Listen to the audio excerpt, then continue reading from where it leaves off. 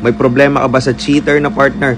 At posible nga ba na mabaliktad ang sitwasyon at yung mismong kabit naman niya ang manloko sa kanya today? Magtuturo ko sa inyo ng isang simple ritual kung saan maaaring maging posible yan. Pero syempre, bagong lahat, ay tinan muna natin itong testimony lang isa nagpagawa sa atin ng obsession ritual at karma ritual na pinagsama. Sabi niya, thank you so much, Sir Francis, the best ka talaga. Nag-cheat diba yung babae?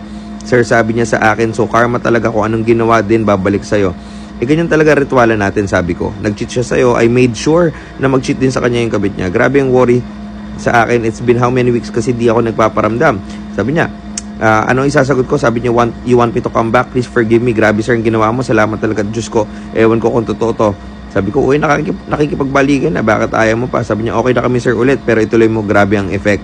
Pagka nag-let go, pati ang password niya, ay binibigay niya sa akin, hindi naman need yun para lang daw bumalik ang tiwala ko, sabi niya. Sabi ko, aba, ayaw mo ba nun?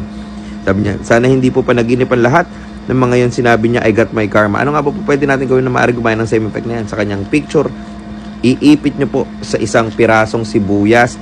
Pero dun po sa mismong picture ay isulat po ang mga orasyon na to at yan po ay pabayaan na hanggang mabulok. Pero kung gusto niyo magpagawa ng ritual katulad nito, maaari kayo mag-PM sa akin, Francis Chris Valencia. Ingat kayo palagi.